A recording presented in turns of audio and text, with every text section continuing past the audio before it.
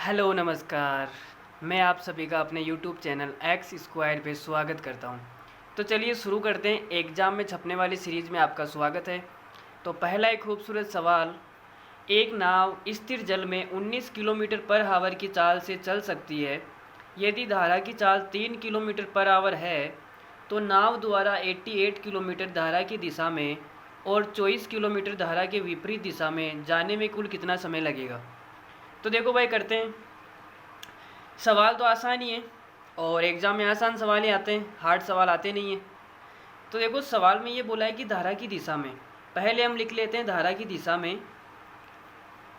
धारा की दिशा में जब वह धारा की दिशा में जाएगी नाव, तो उसका जो वेग है वो क्या हो जाएगा, धारा की दिशा में स्पीड। तो आप बोलोगे कि सर धारा की दिशा में जाएगी, धारा की स्पीड कितनी है 3 प्लस और नाव की स्पीड कितनी है 19, तो टोटल स्पीड कितनी हो जाएगी 22 किलोमीटर पर आवर। ठीक है। और धारा की स्पीड में उसको कितनी दूरी जानी है, 88 किलोमीटर जाना है। 88 किलोमीटर जाना है तो कितना टाइम लेगी, टाइम बराबर होता है दूरी बटा समय। दूरी बटा समय होता है या कुछ और होता है, आपको पता है क्या? चलो जी, कोई बात नहीं, छोटा मोटा फॉर्मूला है, आप याद रखना।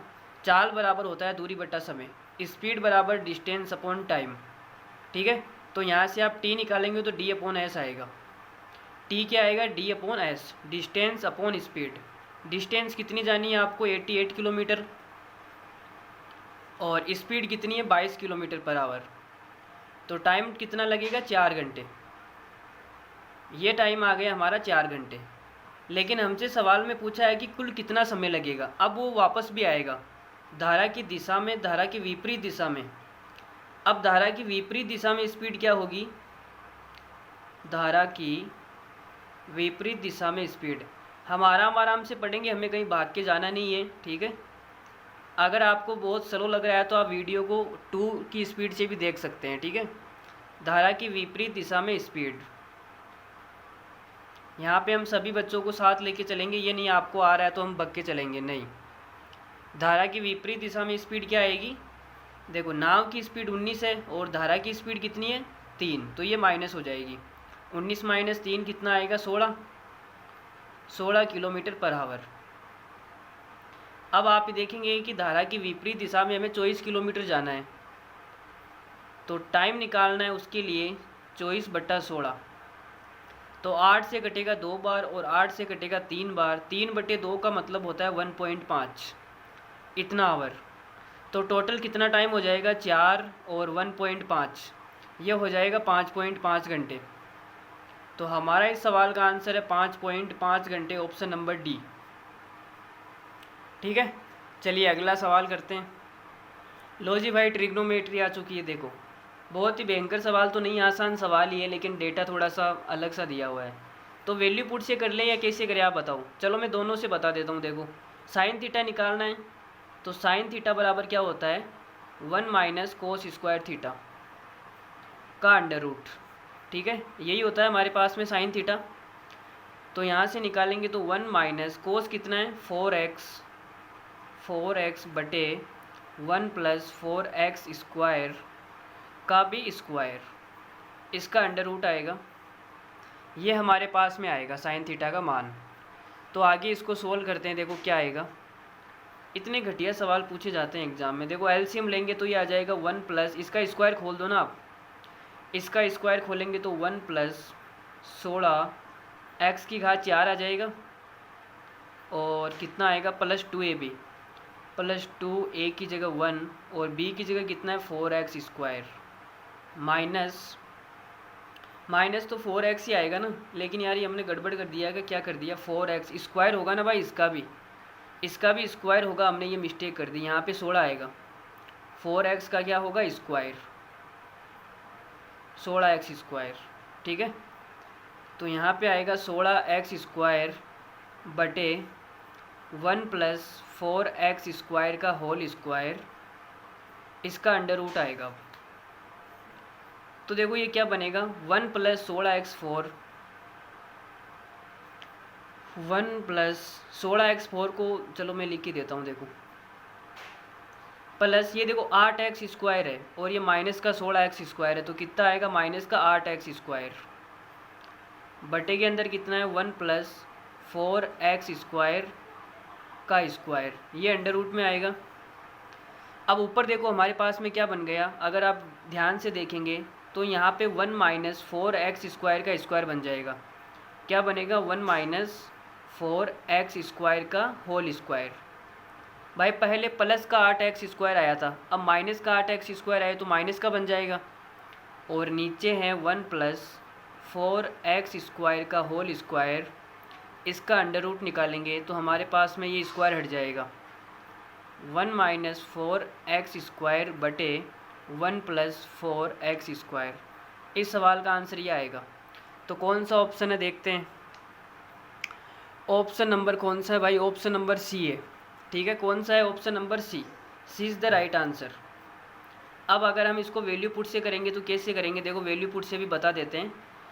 x बराबर 1 पुट कर दें या फिर 0 पुट करें। 0 पुट करेंगे तो ये तो 0 आ जाएगा, थीटा 90 आएगा, 90 पे बटेगा नहीं। अगर हम x को 0 करेंगे तो ये सारे ऑप्शन देखो सेम से हो जाएंगे, ये तो 0 होगा ही नहीं ना, अनंत हो जाएगा। बाकी ये भी 0 नहीं होगा तो ऑप्शन भी गड़बड़ हो जाएंगे। तो x बराबर 1 पुट कर लो, ठीक है। तो कोस थीटा कितना आ जाएगा, x बराबर 1 पुट करने पर 4/5, ठीक है। अब अगर कोस थीटा 4/5 है तो साइन थीटा कितना होगा 3/5। भाई 3 4 5 का ट्रिपलेट बनता है ना, 3/5 आएगा। अब कौन से ऑप्शन में 3/5 आप देख सकते हो, यहाँ पे x बराबर 1 रखेंगे तो 1 प्लस 4 मतलब 5/-3 आएगा, नहीं ये नहीं हो सकता। और इसमें कितना आएगा 1 4 5/4, ये भी नहीं होगा। और ये कितना होगा माइनस का 3/5, ये माइनस का 3/5 हो रहा है। और ये क्या होगा माइनस का 3/4, तो माइनस का 3/5 हो रहा है। ये माइनस किस कारण से आ रहा है आपको पता है, ये माइनस आ रहा है क्वाड्रेंट के कारण। अब हमें ये नहीं पता ना कि जो x है वो कौन से क्वाड्रेंट में है, भाई फर्स्ट कोऑर्डिनेट में है या सेकंड में है, कौन से चतुर्थांश के अंदर है, तो ये माइनस उस वजह से आ रहा है, ठीक है। ये थीटा कहाँ पर है हमें नहीं पता, तो ऑप्शन नंबर कौन सा होगा, सी होगा। तो आप वैल्यू पुट से भी कर सकते हो, कोई दिक्कत नहीं है, ठीक है। चलो आगे बढ़ते हैं अगले सवाल की तरफ। CI का खूबसूरत नगमा आपके कदमों में।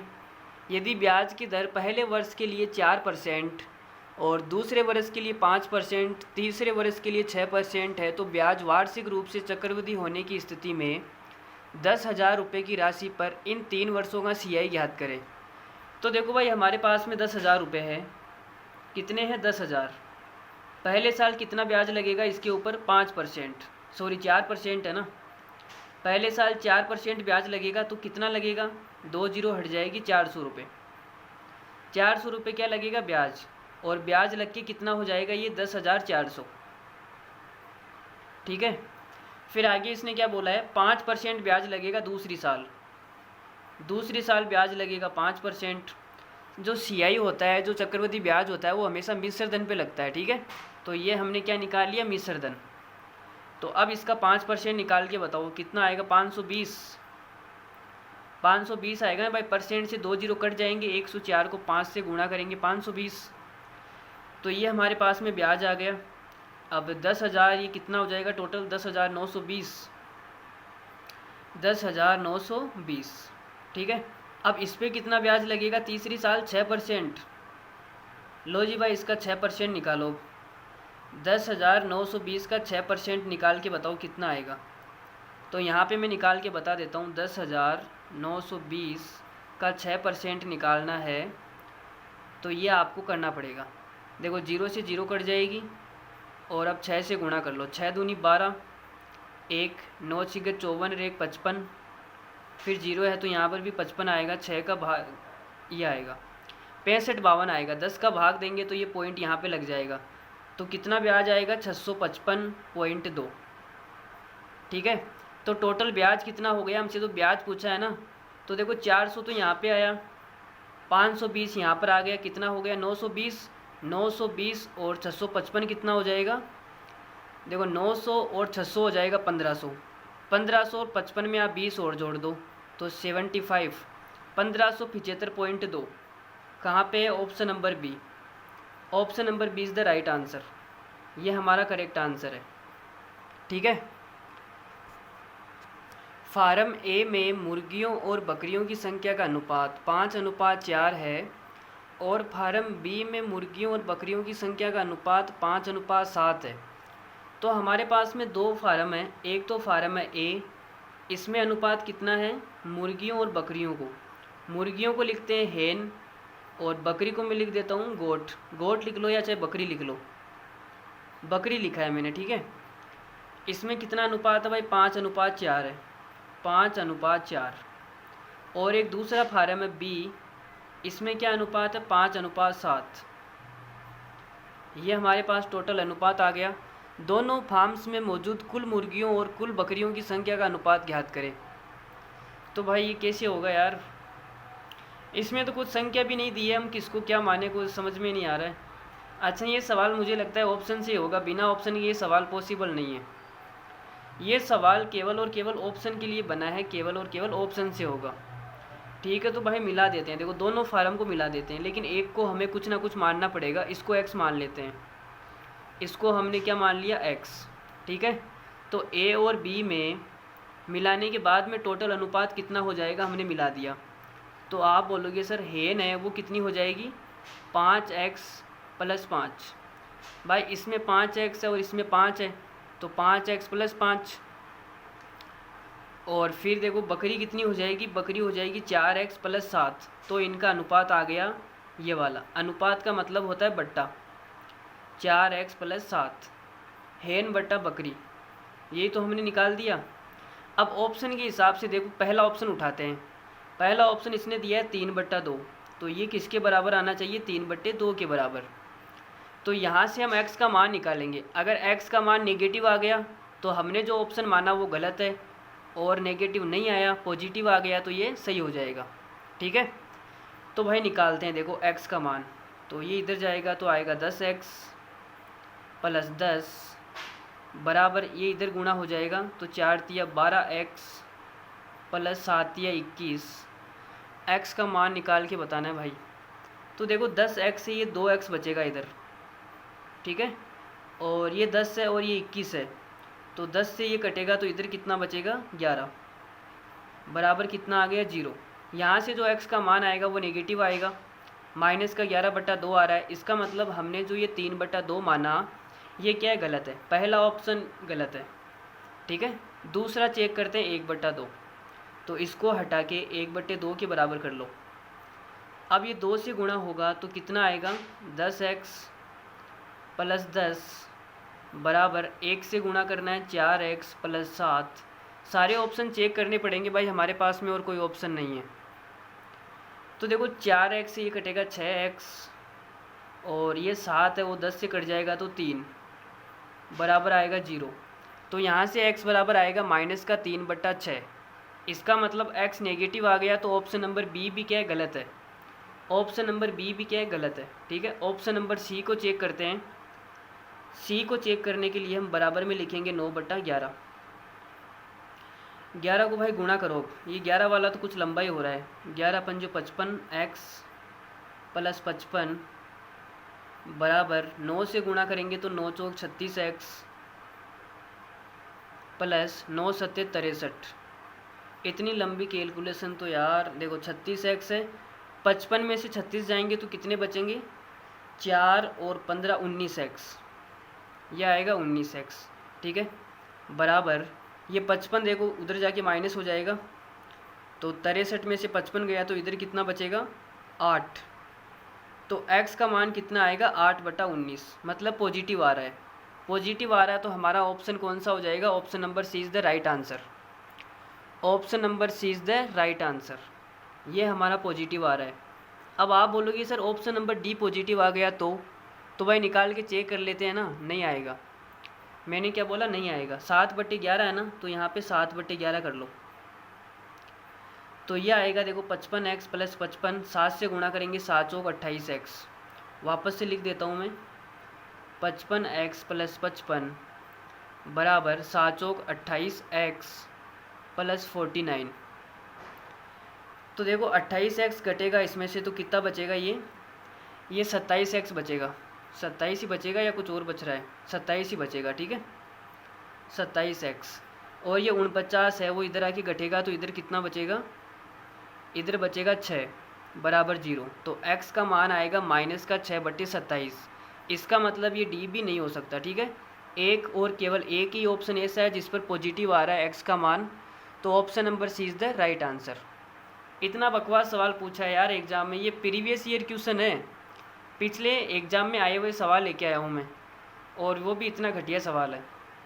चलो कोई ना, अगला सवाल करते हैं। ज्योमेट्री का एक सवाल करते हैं। देखो, ABC एक समकोण त्रिभुज है जिसमें कोण B समकोण है। तो हम बना लेते हैं साथ के साथ डायग्राम। यह हमारा क्या, एक समकोण त्रिभुज है, समकोण त्रिभुज जिसमें जो B है वो क्या है, समकोण है। और ये क्या हो जाएगा, ABC। आगे क्या बोला है, AC पर बिंदु D इस प्रकार स्थित है। AC यहाँ पर मान लेते हैं कि एक बिंदु D है, इस प्रकार स्थित है कि AD बराबर 12, AD बराबर है 12 और CD बराबर कितना है, 16। फिर आगे क्या बोला है, यदि BD को एंगल ABC समद्विभाजित करता है। BD, अच्छा BD को मिलाना पड़ेगा।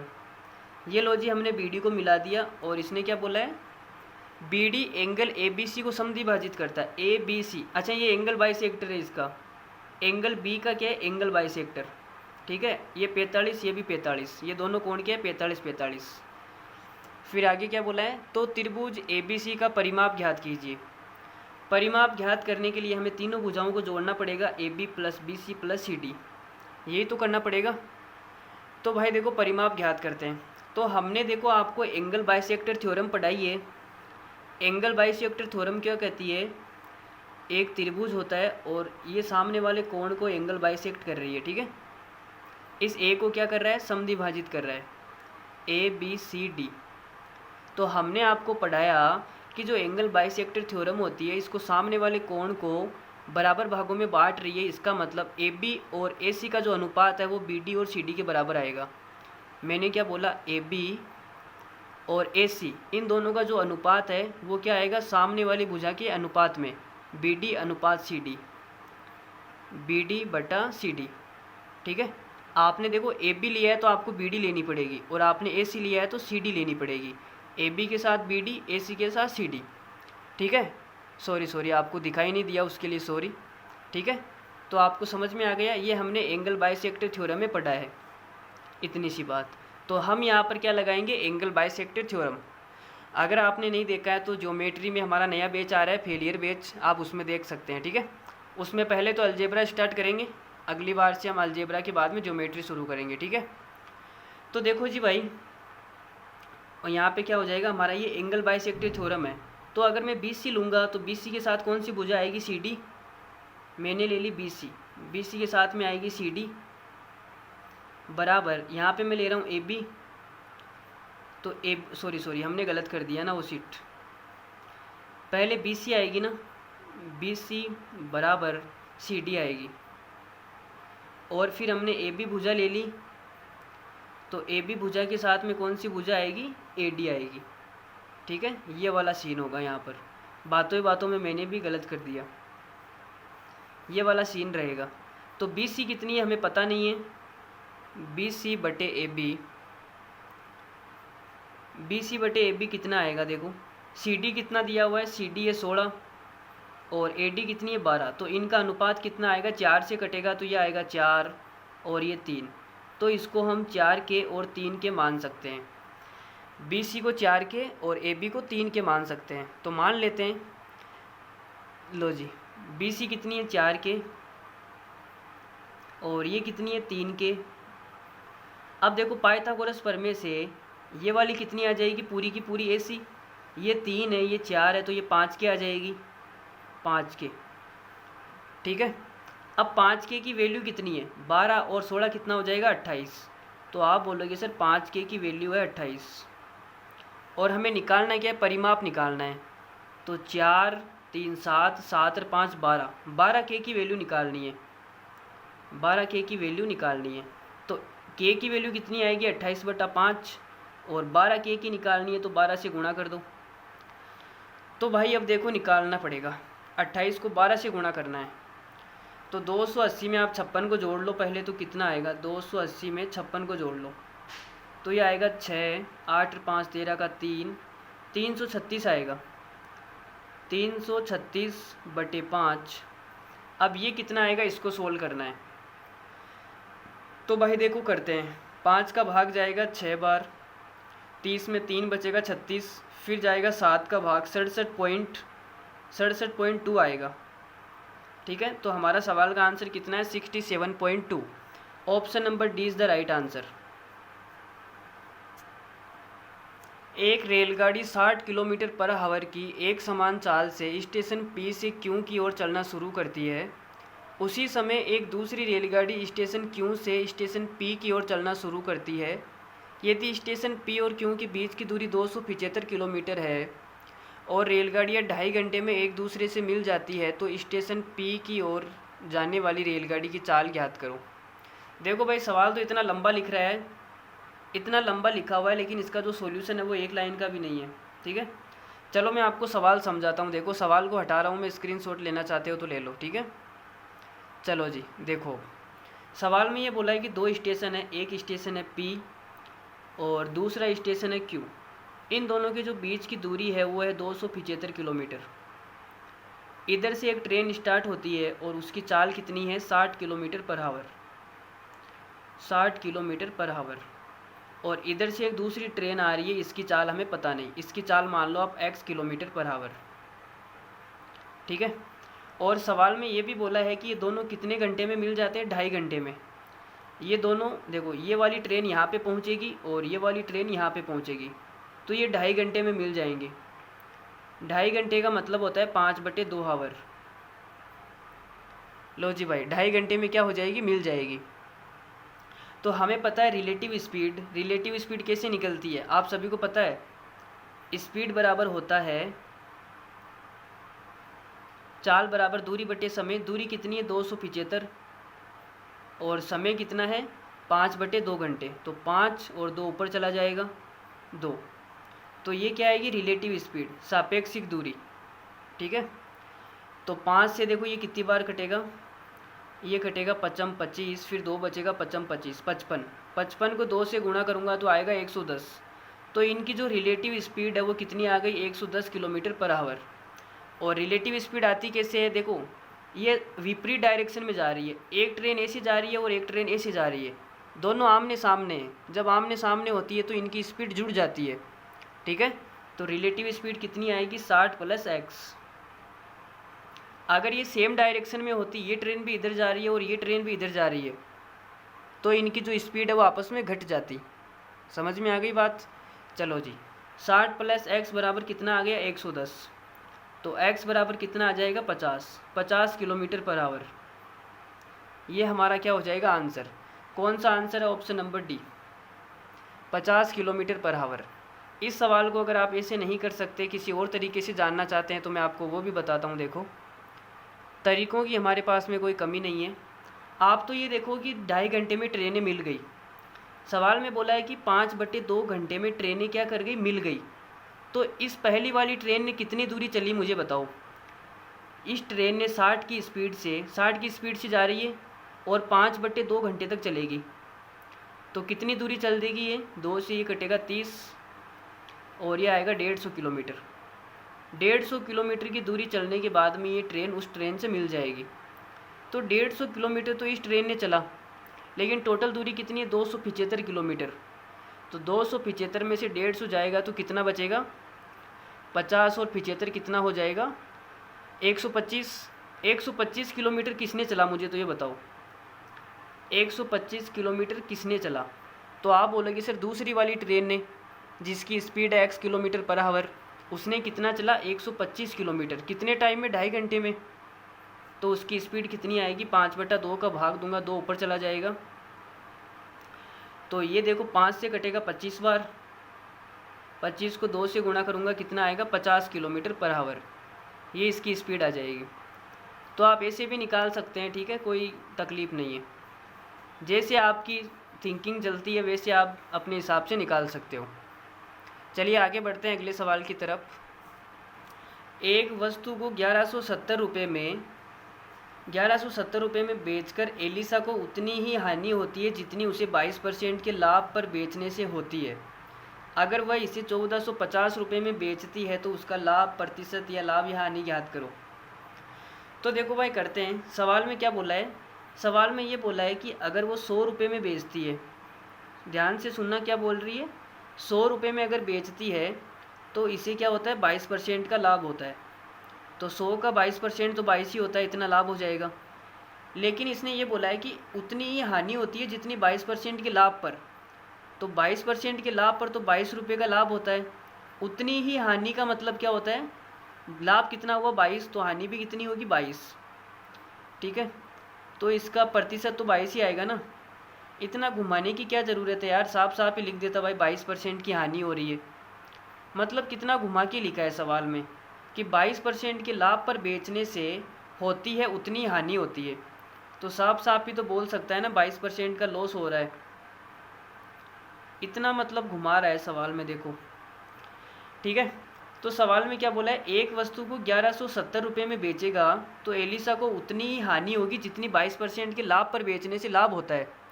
तो भाई लाभ कितना होता है 22% और हानि भी 22% ही होगी, उतनी ही हानि होती है, इसका मतलब तो यही है। तो 22% का अगर हानि हो रही है, 100% में लेके आया और 22% में हानि हो जाएगी तो कितने में बेचेगा वो 78% में। ठीक है भाई, 100 में से 22% माइनस करूँगा तो 78% ही आएगा ना। 78% में उसने अपना माल बेच दिया और 78% की वैल्यू कितनी है 1170 रुपये। और आपको निकालना क्या है, 1450 रुपये में बेचती है तो लाभ और हानि। तो भाई निकालते हैं, देखो 1170 की वैल्यू 78% है, 1450 की निकालनी है। तो ये कट जाएगा 13 से, 13 से कटेगा 9 बार और ये 13 से कितनी बार कटेगा, 13 पंजे 65, 13 अच्छी 78। तो अब देखो और भी कट आएगा, 6 के पार्टी से कटेगा मेरे ख्याल से। ये कट जाएगा एक बार और ये कट जाएगा 15 छिक्का 90, तो ये 90 है ना 15 बार। तो 1% की जो वैल्यू है 15 रुपये है, वो 15 रुपये किसके बराबर है, 1% के बराबर है। 15 रुपये की औकात कितनी है, 1% के बराबर है। तो 1450 की औकात कितनी आएगी, देखो 1450 रुपये की औकात कितनी आएगी। तो इसमें आप 15 का भाग दे दो भाई, 15 की वैल्यू 1% है। अब मुझे निकालनी है 1450 की, 1450 की कितनी आएगी तो निकालते हैं। तो देखो 15 का भाग जाएगा तो कितना जाएगा, 15 90 135, 9 बार जाएगा। यहाँ पे आएगा 10 और 0 उतारेंगे, 15 छिक्का 90, फिर कितना बचेगा 10। 10 में भाग जाएगा नहीं और भाग नहीं जाएगा तो हम क्या करेंगे 0 लगा देंगे, पॉइंट यहाँ पे क्या लगा देंगे 0। ठीक है, अब इसमें क्या आएगा 15 छिक्का 90, फिर 6 आएगा क्या यार, मतलब क्या है 15 छिक्का 90, फिर यहाँ पे 10 बचेगा। ये तो ऐसे चलता रहेगा, पॉइंट 66, 96.66 आएगा। ठीक है, तो हमें यहाँ से पता चला 96.66%। 1450 रुपये किसके बराबर है, इतने परसेंट के बराबर है। तो मुझे बताओ 100% में तो वो लेके आया था और उसने 1450 में बेचा, इसका मतलब 96 पॉइंट इतने परसेंट में उसने बेचा।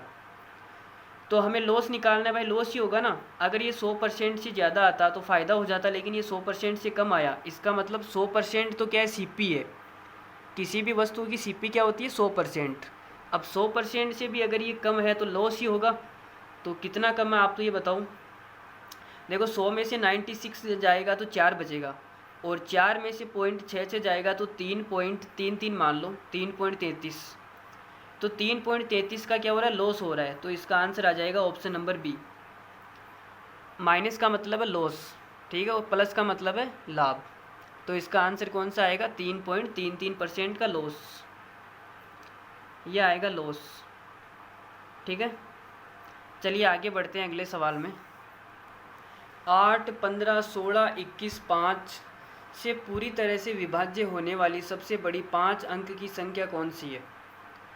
देखो भाई एक और ख़तरनाक सवाल आपके सामने।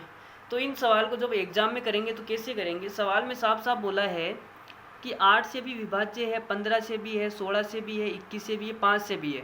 तो आप देखो 5 से तो सारी संख्या विभाज्य है, क्योंकि लास्ट में क्या है, 0 है। अगर मैं बात करूँ 15 में, देखो 3 आएगा, 15 में क्या आएगा, 3। अगर आपको कहीं पर भी 3 और 9 दिख जाए तो आप उनसे काम चला लेना, ठीक है। 15 में देखो 3 गुणा 5 होता है, जो संख्या 15 से कटेगी वो 3 से भी कटेगी।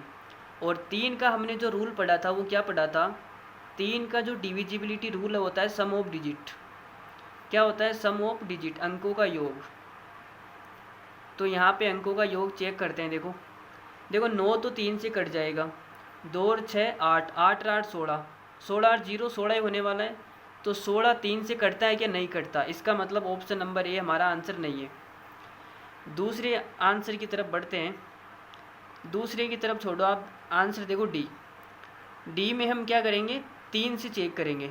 तो देखो ये 3 से कट जाएगा, 8 और 2 10, 10 और 3 13, 13 3 से कटेगा, नहीं कटेगा। इसका मतलब डी भी आंसर नहीं होगा। तो हमारे पास में 2 ऑप्शन बच गए, इनको चेक करते हैं।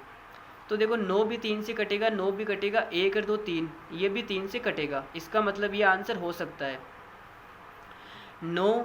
9 3 से कटेगा, 6 भी कटेगा, 5 और 7 12, 12 भी कटेगा 3 से। इसका मतलब यह आंसर भी हमारा हो सकता है। तो हमारा 3 वाले में 2 ऑप्शन तो कट गए। 5 वाला हमने चेक कर लिया। अब देखो चेक करते हैं 8 का। 8 का चेक करने के लिए हम क्या करेंगे, लास्ट के 3 डिजिट पे भाग देंगे। 8 में क्या होता है, लास्ट 3 डिजिट, लास्ट 3 डिजिट, ठीक है। 8 का रूल यही होता है ना, लास्ट के 3 डिजिट में भाग दे के चेक करेंगे। तो 120 में 8 का भाग जाता है, 15 × 120 होता है। और 760, 760 में हम 8 का भाग देंगे तो आएगा 8 9 72, 72 और 40 में भी जाएगा, 75 बार जाएगा। तो 8 का भाग भी जा रहा है दोनों के अंदर। इतना बेकार सवाल यार। और क्या कर सकते हैं, देखो 21 के अंदर 7 है, 21 के अंदर क्या है, 7। तो 7 का भाग भी देकर हम देख सकते हैं। तो 7 का भाग देखो इसमें देते हैं। 7 का भाग देने पे कुछ बच रहा है क्या, 1 जाएगा, और ये फिर एक 1 2 में जाएगा, 7 6 42, ये भी जा रहा है। इसमें भी 7 का भाग जा रहा है, और इसमें 7 का भाग चेक करते हैं। तो यहाँ पे बचेगा 2 25, 25 में 7 या 21, फिर बचेगा 4 46, 7 6 42, 5 56, 56 में जाएगा 8 7 56। तो इसमें भी 7 का भाग जा रहा है। इन दोनों में भाई 7 का भाग जा रहा है। अब क्या करें। तो देखो हमारी जो कंडीशन है, हमने सभी तरीके से चेक कर लिया, इन सभी संख्याओं का भाग इसमें भी जा रहा है और इसमें भी जा रहा है। लेकिन सवाल में हमसे क्या पूछा है, सबसे बड़ी संख्या। तो बड़ी कौन सी है, 99,120 या 95,760। आप बोलोगे सर बड़ी हज़ार तो 99 वाली है, ये बड़ी संख्या है। तो यही हमारा क्या हो जाएगा, आंसर हो जाएगा। फाइनल आंसर क्या होगा, 99,120 इज़ द राइट आंसर। भाई बड़ी संख्या पूछी है ना, तो आप देख लो दोनों में से बड़ी कौन सी है।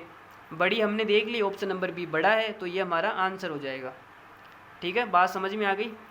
अगर इस सवाल को तरीके से करना है, काबिलियत से करना है, तमीज़ से करना है, तो मैं आपको बता देता हूँ कैसे करेंगे सवाल को। भाई तमीज़ से हम कैसे करेंगे, उसके लिए आपको क्या करना पड़ेगा, 8 15 16 21 और 5 का क्या निकालना पड़ेगा, एलसीएम निकालना पड़ेगा।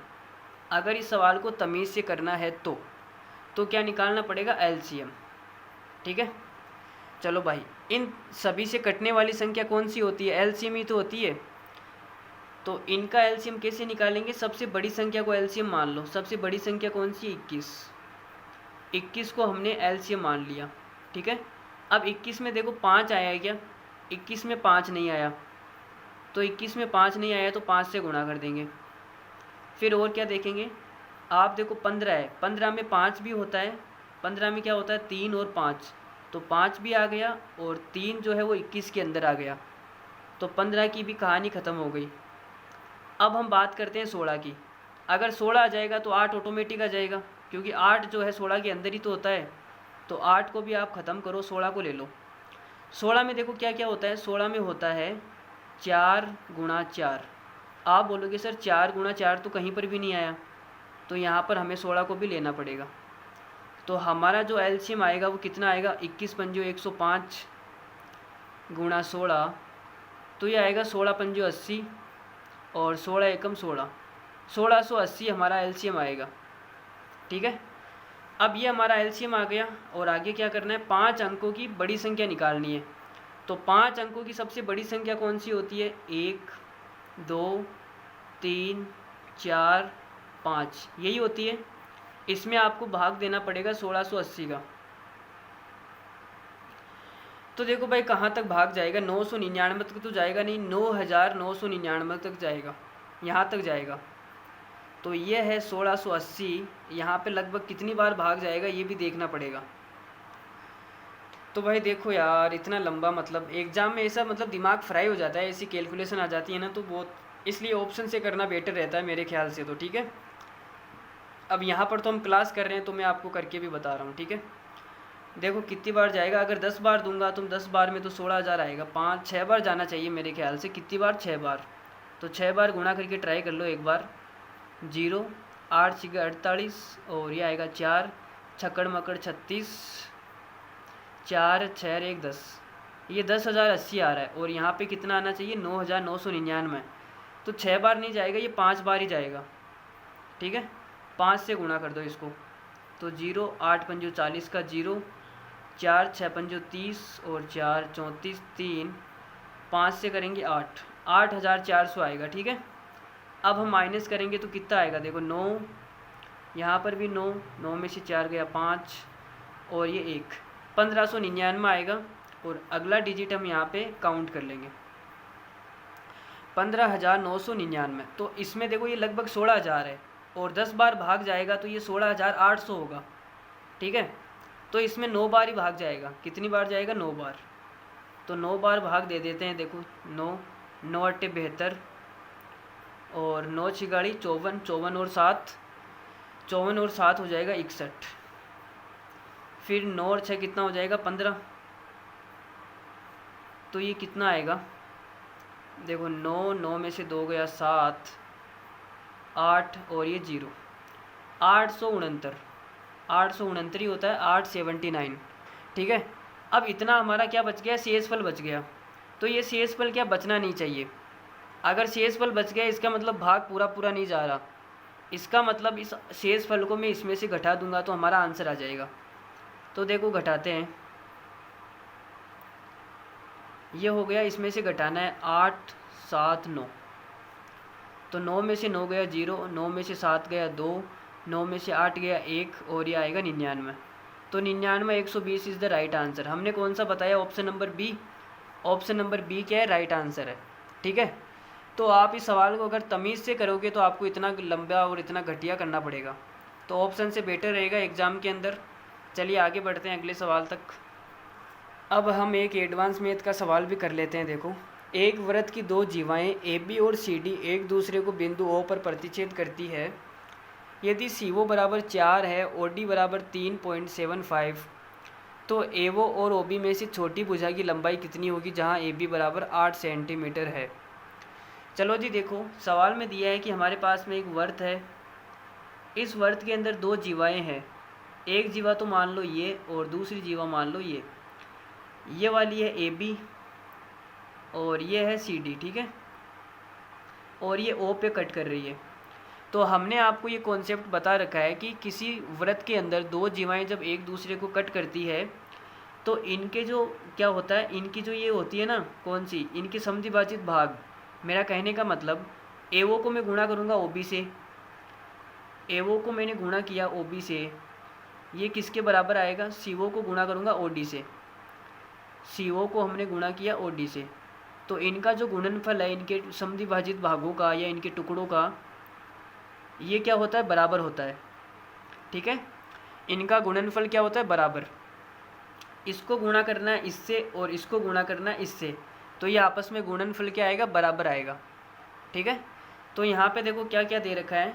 इसने बोला है कि सी ओ बराबर 4, ये सी ओ कितनी है, 4 है, और ओ डी कितनी है, 3.75।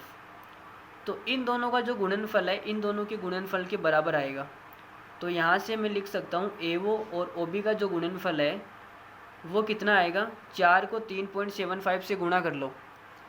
तो भाई देखो गुणा करेंगे तो कितना आएगा, 3.75 इसका मतलब होता है 3 सही 3/4। भाई 0.75 का मतलब यही तो होता है 3/4, और इसको मुझे गुणा किससे करना है, 4 से। तो ये कितना हो जाएगा, 4 तिया 12 और 1 15, 15/4। और जब इसको गुणा करूँगा तो कितना आएगा, 15 आएगा। तो इन दोनों का जो गुणनफल है वो 15 आ गया। अब आप बोलोगे कि 15 के लिए हमारे पास में दो ऑप्शन है, या तो आप 3 गुणा 5 कर लो। अब हमारा यही ऑप्शन फिट बैठ गया। देखो इसमें दिया हुआ ए बी 8 सेंटीमीटर है। ये जो ए बी है इसकी पूरी लंबाई कितनी है, 8 सेंटीमीटर। तो ऐसी दो संख्या बताओ जिनको गुणा करने पे 15 आए और जोड़ने पे 8 आए। तो 3 गुणा 5 हो जाएगा। और सवाल में क्या पूछा है, सबसे छोटी की लंबाई कितनी है, तो छोटी कौन सी है, 3 वाली। 3 हमारा राइट आंसर हो जाएगा, ऑप्शन नंबर डी। यदि संख्या 11 से विभाज्य है तो 2 ऑफ k माइनस एम का अधिकतम मान ज्ञात करें। तो देखो 11 का जो डिविजिबिलिटी रूल है वो हमने क्या पढ़ा कि संख्या क्या है, 5 4 k 3 1 m 82। ये हमारी क्या है, संख्या है, और ये 11 से विभाज्य है। तो हमने देखा कि इनके जो लगातार पदों का अंतर है वो कितना आएगा, 2 में से -8 करूँगा कितना आएगा, 2 में से -8 करूँगा कितना आएगा भाई, या फिर उल्टा घटा लो आप। देखो हमें k माइनस एम निकालना है, तो k माइनस एम ऐसे ही तो आएगा। चलो आप तो कैसे घटा लो, 2 में से 8 गया तो कितना आएगा, -6, और m में से 1 जाएगा तो कितना आएगा, m -1, और फिर 3 में से ये जाएगा तो कितना आएगा, 3 -k, और 4 में से 5 को घटाऊँगा कितना आएगा, -1। ठीक है, सारे सही लिखे हैं ना हमने, कोई तकलीफ़ तो नहीं है आपको। चलो जी एक मिनट चेक कर लेता हूँ मैं। 2 -8 -6 m -1 3 -k 4 -5 मतलब -1। इनके जो लगातार पदों का जो अंतर है वो क्या होना चाहिए, उनका सम। उन अंतर का सम का मतलब योगफल, वो 11 से कटना चाहिए। जैसे मैंने आपको कहा कि हमारे पास में एक संख्या है 1331, इसको चेक करके बताओ कि 11 से कटती है या नहीं। तो आप इनका अंतर निकाल लो। देखो 1 -3 करूँगा कितना आएगा, -2, और 3 -1 करूँगा कितना आएगा, 2। अब इन दोनों को जोड़ लो, जोड़ेंगे तो कितना आ जाएगा, 0। अब 0 11 से कटता है या नहीं कटता, तो आप बोलोगे सर 0 में 11 का भाग जाता है। 0 में 11 का भाग जाता है तो इस संख्या में भी 11 का भाग जाएगा। ठीक है, अब इनका सम करना है हमें, तो जोड़ दो इन सभी को। तो हमने क्या किया, जोड़ दिया। तो देखो -1 और -6 -1 कितना हो जाएगा, -8 हो जाएगा। तो ये आएगा 3 -k प्लस का m -8। 3 में से -8 गया तो -5 बचेगा, तो m -k -5। अब ये वाली जो संख्या है वो किससे कटनी चाहिए, आप बोलोगे सर 11 से कटनी चाहिए। तो 11 से कटने के लिए हम क्या करें, लेकिन हमें तो वहाँ पे देखो k -m पूछा है ना, तो k -m पूछा है तो कोई बात नहीं, आप माइनस कॉमन ले लो ना, कोई बात नहीं है। ठीक है, कोई फ़र्क नहीं पड़ने वाला उससे, आप ऐसे भी कर सकते हो, माइनस कॉमन लोगे तो ये कितना आएगा, 5, और ये m माइनस क्या आ जाएगा, 5 प्लस, भाई आपने माइनस कॉमन लिया है तो 5 प्लस का हो जाएगा, k भी प्लस का हो जाएगा, जो m है वो माइनस का हो जाएगा, ये आएगा। तो हमने तो अंतर की बात बोली है ना, अंतर प्लस माइनस कुछ नहीं होता। ठीक है, अंतर के लिए आप इसको भूल भी सकते हो, इसको आप नेगलेक्ट कर सकते हो। अब यहाँ पे देखो कि k -m कितना होना चाहिए, इस पूरी संख्या का जो मान है वो 11 से कटना चाहिए। या तो इसका मान 0 आ सकता है, या इसका मान 11 आ सकता है, या इसका मान 22 आ सकता है। ठीक है, अब हमें अधिकतम निकालना है, तो अधिकतम के लिए कितना हो सकता है, देखो ये 22 तो होने से रहा, क्योंकि k और m क्या डिजिट है। अगर ये 5 है तो इन दोनों डिजिट का अंतर कितना होना चाहिए, 22 बनाने के लिए 5 तो आ गया, ये 17 होना चाहिए। तो मुझे बताओ 17 हो सकता है क्या। अगर मैं इसको 9 ले लूँ और इसको मैं 0 ले लूँ तो 9 - 0 ज़्यादा से ज़्यादा 9 हो सकता है, 17 तो कभी नहीं हो सकता। तो ये 17 वाली कंडीशन तो पॉसिबल ही नहीं है। 0 या 11 आ सकता है, क्या आ सकता है, या तो 0 आ सकता है या 11 आ सकता है। तो देखो अधिकतम के लिए 5 है, और इसको मैं कितना लूँ, इसको हम 11 बना लेते हैं। तो 5 तो हमारे पास ऑलरेडी है, k -m कितना होना चाहिए, 6 होना चाहिए, तभी तो 11 बनेगा।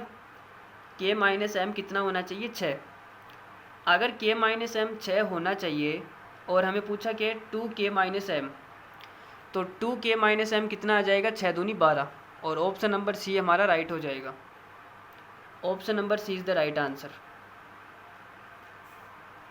ओ केंद्र वाले वृत्त में जीवा AB और व्यास CD वृत्त के अंदर बिंदु E पर एक दूसरे को प्रतिच्छेद करते हैं यदि एंगल AOD बराबर 42 डिग्री है। यहाँ पे कितना है, 42 डिग्री, आपको दिखाई नहीं दे रहा है, थोड़े बड़े बड़े टाइप किए हैं। AOD बराबर 42 डिग्री है और एंगल BOC बराबर 104 डिग्री है, तो एंगल AED की माप क्या होगी। तो देखो इस प्रकार के सवाल में एक शॉर्ट तरीका मैं आपको बता देता हूँ। जब भी दो जीवाएँ प्रतिच्छेद करें, अब देखो व्यास भी एक जीवा ही होती है, तो व्यास की जगह आप जीवा भी लिख सकते हो, कोई तकलीफ़ नहीं है। तो दो जीवाएँ जब एक दूसरे को प्रतिच्छेद करें और उनके एंगल आपको इस प्रकार दिए जाएँ, केंद्र पर बनने वाले एंगल, तो जो AED होता है वो क्या होता है, एंगल AED बराबर, ये शॉर्ट ट्रिक है, ठीक है, डायरेक्ट एग्जाम में याद रखना है, 1/2 और प्लस करना है आपको angle AOD plus angle BOC। तो इस सवाल का आंसर कितना आ जाएगा, देखो 1/2, ये कितना हो जाएगा, 42 प्लस 104, 42 प्लस 104, तो ये कितना आएगा, 146/2, 146/2 कितना हो जाएगा, 73 degree. Option number A is the right answer. कितना आएगा इस सवाल का आंसर, 73 डिग्री, ठीक है। अब ये आया कैसे वो मैं आपको बता देता हूँ, लेकिन एग्ज़ाम में हमें कैसे करना है, इनको जोड़ के 2 का भाग दे देना है, ठीक है।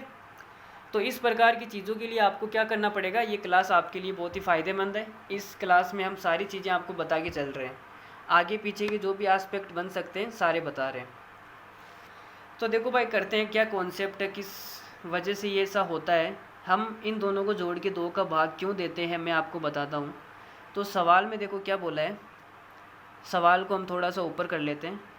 यहाँ पे मैं बड़ा सा डायग्राम बना रहा हूँ, अगर आपको दिख रहा है तो ये हमने एक वृत्त बनाया और इसने बोला है कि AB और व्यास CD, देखो ये व्यास है और इसका केंद्र ये हो जाएगा O, ठीक है। व्यास कौन सा है, CD, तो ये हो जाएगा C और D। इसके बाद में एक जीवा लेनी है हमें AB, तो जीवा आप कहीं पर भी ले सकते हो, देखो हमने ये जीवा ले ली, जीवा तो कहीं पर भी हो सकती है ना, कुछ कंडीशन तो दे नहीं रखी है, कहीं पर भी ले लो। AB हमारी जीवा हो गई। अब इसने बोला है बिंदु E पर एक दूसरे को कट करते हैं, तो ये कौन सा पॉइंट हो जाएगा, बिंदु E, ये वाला। फिर इसने बोला यदि एंगल AOD बराबर 42 डिग्री, AOD, देखो AOD ये वाला एंगल, इसको भी मिलाना पड़ेगा, AOD ये वाला एंगल कितना आएगा, 42 डिग्री आएगा भाई, लो जी 42। फिर आगे क्या बोला है, एंगल BOC 104 डिग्री, BOC मतलब इसको भी मिलाना पड़ेगा। इतना घटिया सवाल दिया है यार, मतलब इन्होंने, ये वाला एंगल कितना आएगा, 104 डिग्री है भाई, यहाँ पे लिख रहा हूँ मैं बाहर 104। आगे इसने दिया है एंगल AED ज्ञात करो, AED, देखो ये रहा AED, आपको ये वाला कौन निकालना है, कौन सा, ये वाला। इतना बेकार है, आपको दिख तो रहा है क्या, सभी को प्रॉपर दिख रहा है, चलो ठीक है। अब हमें क्या करना है, ये मान निकालने के लिए तो एक काम करते हैं हम, देखो सभी जीवाओं को मिला देते हैं। हमने इस जीवा को इससे मिलाया और हमने इस वाली जीवा को भी मिला दिया, और क्या मिलाएंगे, इस वाली जीवा को भी मिला दो भाई, सारी जीवाओं को मिला दो आप, जो भी आपको दिख रहा है सभी को मिला दो आप। तो ये इतना घटिया बन गया है यार, मुझे लग नहीं रहा कि इससे आंसर आ जाएगा। चलो कोई ना, करते हैं, जो आंसर आएगा देखा जाएगा। तो आप ये देखो कि ये जो 104 डिग्री है ये कौन सी जीवा के द्वारा बन रहा है। तो आप देखो एक लाइन तो इधर से आ रही है B से और एक लाइन आ रही है C से, तभी तो ये 104 डिग्री बनेगा। तो ये तो 2 लाइनें आ रही है BC जीवा से बन रही है। जो BC जीवा है वो केंद्र पे कितना कोण बना रही है, 104 डिग्री। तो BC जीवा देखो, B यहाँ से एक लाइन ऐसे यहाँ पे जा रही है और B से एक लाइन यहाँ पे जा रही है, तो BC जीवा द्वारा परिधि पे कितना कोण बनेगा, कोई बता सकता है। BC जीवा द्वारा परिधि पे कितना कोण बनेगा, ये वाला परिधि तो है भाई, सेंटर पे अगर बी सी जीवा 104 बना रही है तो परिधि पे कितना बनाएगी, सेंटर का आधा। तो यहाँ पे 104 का आधा कितना हो जाएगा, 52 डिग्री। ठीक है। और देखो बी से एक लाइन ए से जा रही है ए तक, और यहाँ से एक लाइन ए से जा रही है, तो ये वाला कोण भी बी सी के द्वारा बनेगा, बी सी के द्वारा ही बनेगा भाई। अरे आप समझ रहे हो ना। तो बी सी सेंटर पे 104 बना रही है तो परिधि पे कितना बनाएगी, 52 डिग्री। ठीक है। और क्या बोला है, और बी सी से कुछ बन रहा है क्या, देखो एक तो ये बन गया और एक ये बन गया, और कुछ नहीं बनेगा, कोई बात नहीं। अब आप देखो ये 42 डिग्री है, ये किस जीवा से बन रहा है, तो आप ये देखोगे एक लाइन तो यहाँ से ये आई, एक लाइन इधर से आई, तो एडी जो जीवा है वो सेंटर पे 42 डिग्री का कोण बना रही है। अब एडी जीवा से और कौन सा कोण बन रहा है, एडी से देखो एक लाइन तो इधर जा रही है यहाँ पे, और एक लाइन इधर आ रही है, तो ये वाला जो एंगल बनेगा ये भी कितना बनेगा, परिधि का सेंटर पे अगर 42 बना रही है तो यहाँ पे कितना बनाएगी, सेंटर का आधा, मतलब 21 डिग्री। और क्या निकालना है भाई, और कहीं पर भी जा रही है क्या, देखो एडी से, एडी है ना, ये रही एडी, एडी से देखो एक लाइन यहाँ पे ये आई और एक लाइन देखो ये आई, एडी से दो किरणें यहाँ पे निकल गई, यहाँ पे टकरा गई, तो ये वाला कोण भी कितना बनेगा, परिधि पे 21 डिग्री, तो ये हो जाएगा 21 डिग्री। ठीक है। अब आप इस त्रिभुज को ढंग से देखो, इस वाले त्रिभुज को मैं यहाँ पे सांप बना रहा हूँ, देखो सांप, इस सांप वाले त्रिभुज को आपको देखना है। ठीक है। और ये रहा भाई, देखो जी ये ट्रायंगल आप सभी को ध्यान से देखना है, सभी को दिख रहा है ना ये, चलो जी अच्छी बात है, दिख रहा है तो ठीक है। इस ट्रायंगल में आप देखो कि इसका जो एक्सटीरियर एंगल है, बाह्य कोण है, वो बाह्य कोण यही तो है AED, जो आपसे पूछा गया है वही तो बाह्य कोण है। तो बाह्य कोण क्या होता है, दो अपोजिट अंतःकोणों के योग के बराबर, तो इसका मान कितना आएगा, 52 + 21, यही आएगा ना भाई। बाह्य कोण में हमने यही तो पढ़ा कि अगर ये x है और ये वाला y है तो ये बाह्य कोण कितना होगा, x + y, तो ये AED कितना आ जाएगा, 52 + 21 मतलब कि 73 डिग्री, 52 + 21 = 73 डिग्री। ठीक है। तो इस सवाल का आंसर कितना आएगा, 73 डिग्री। तो हमने पूरा डायग्राम बना के समझ लिया और सारा का सारा कॉन्सेप्ट भी देख लिया, शॉर्ट ट्रिक भी देख ली। शॉर्ट ट्रिक क्या है, दोनों कोण को जोड़ के 2 का भाग देना है। ठीक है। चलिए आगे बढ़े अगले सवाल में, अगर आपकी इजाज़त हो तो चलो आगे बढ़ते हैं। ये हमारा आज का आखिरी सवाल है, एक यात्रा का 5वां हिस्सा, आज की क्लास का आखिरी सवाल है भाई। हमारा मतलब ये था, आप तो हमारा आखिरी सवाल करने में लगे हुए हो यार, मतलब इतनी जल्दी भी क्या आपको, अभी तो मैंने स्टार्ट किया है।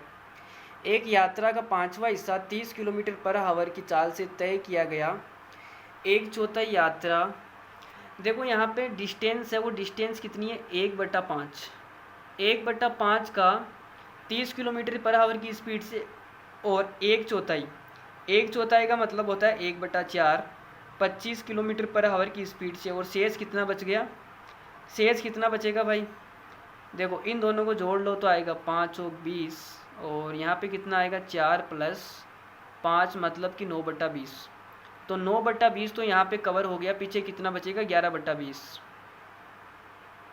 20 में से 9 तो यहाँ कवर हो गया, फिर 11 ही तो बचा, तो शेष बचेगा 11/20। इस 11/20 को वो 60 किलोमीटर/आवर की चाल से तय करेगा, पूरी यात्रा में औसत चाल क्या होगी।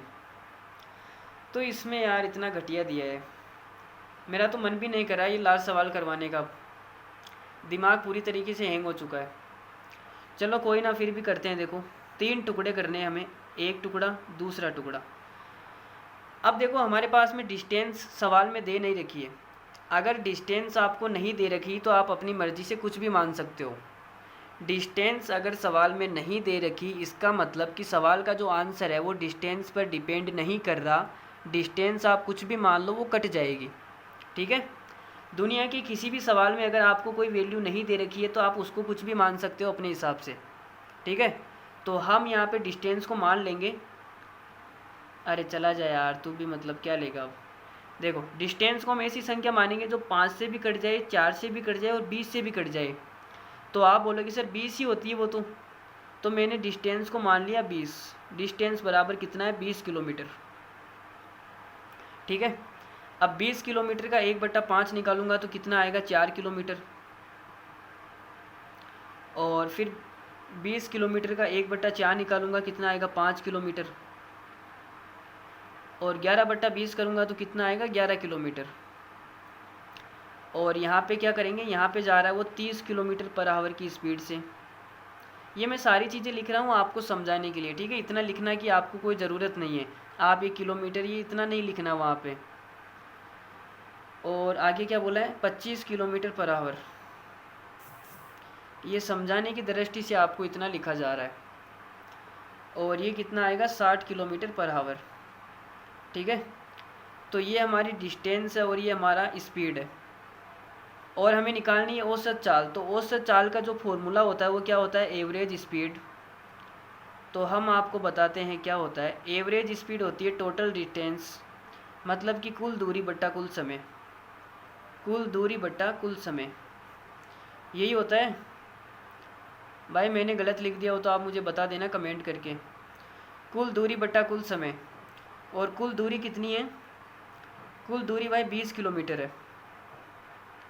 और ये कितना हो जाएगा, कुल समय कितना आएगा, कुल समय तो यार मतलब डिस्टेंस में हम स्पीड का भाग देंगे तब टाइम आएगा। 4/30 तो यहाँ से आएगा, 5/25 यहाँ से आएगा, 11/60 यहाँ से आएगा।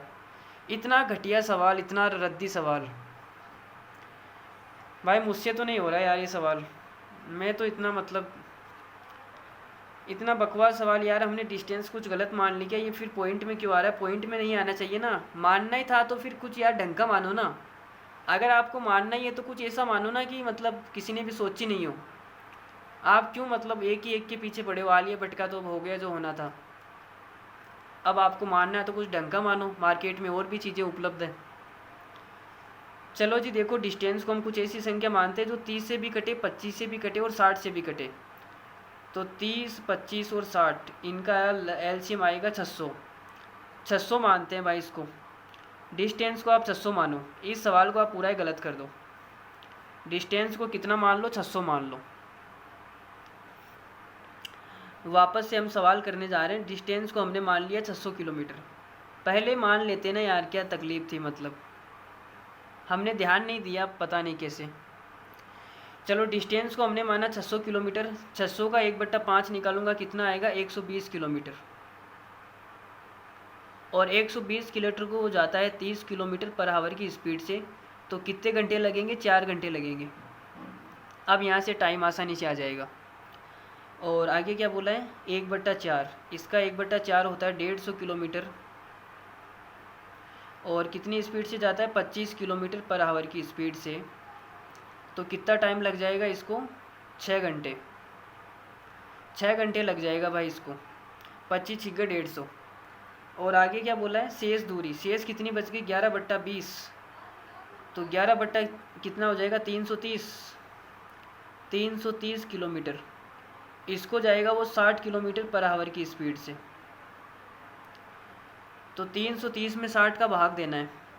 तो देखो 0 से 0 कट जाएगी और 6 पंजो 30, मतलब कि 5.3/6 का मतलब होता है 1/2, 5.5 आएगा। 5.5 घंटे। मतलब हमने इतनी कोशिश की ताकि पॉइंट में नहीं आए, लेकिन फिर भी ये गधा पॉइंट में आ गया। चलो कोई ना, आप नहीं काटेंगे हम। अब हम निकाल रहे हैं एवरेज स्पीड। तो एवरेज स्पीड होती है कुल दूरी बट्टा कुल समय। कुल दूरी कितनी है, 600। कुल समय कितना आएगा, 4 × 6 = 10, 10 × 5 = 15.5, 15.5। 15.5 को हम क्या लिख सकते हैं, 31/2। 2 ऊपर चला जाएगा तो ये हो जाएगा 1200/31। ठीक है, क्या आ जाएगा, 1200/31। अब इसमें 31 का भाग भी देना है। तो भाई देते हैं, देखो 1200 में हमने क्या दिया, 31 का भाग। तो 31 चौक कितना होता है, 30 चौक होता है 120। 30 चौक 120 होता है, तो 31 चौक 124 होगा। 124 हो रहा है, इसका मतलब 3 बार ही जाएगा भाग। और यहाँ पे आ जाएगा 93। 93 पॉइंट पे आप सुन रहे गाने FM बाय ML सर। तो यहाँ पे कितना आ जाएगा, 27 और ये 0। 270 में भाग देना है। अब 310 तो लगभग 8 बार जाएगा मेरे ख्याल से। देखो 8 और 8 × 3 = 24, हमने तो कहा था 8 बार जाएगा। ठीक है, कितना बचेगा यहाँ पे, ये बच जाएगा, चलो जो भी बचेगा 38 पॉइंट कुछ आएगा। ठीक है, ऑप्शन चेक करो आप, तो 38 पॉइंट समथिंग हमारा आंसर आ रहा है। तो हमारा एक ही ऑप्शन है, option number A is the right answer, 38.7। ठीक है, तो आज के लिए इतना ही, मिलते हैं अगली वीडियो में, तब तक के लिए टेक केयर, धन्यवाद। ये लास्ट वाला सवाल इतना घटिया था, मन तो कर रहा है इसका सर फोड़ दूँ। चलो कोई ना, गुस्सा करना अच्छी बात नहीं है। तो चलिए मिलते हैं अगली वीडियो में, तब तक के लिए टेक केयर, धन्यवाद। और बने रहिए हमारे यूट्यूब चैनल एक्स स्क्वायर पर। और अगर आपको अच्छा लग रहा है तो आप अपने दोस्तों को बताइए, फ्रेंड्स को बताइए। ठीक है, तो लव यू, टेक केयर, धन्यवाद, गुड नाइट, बाय बाय।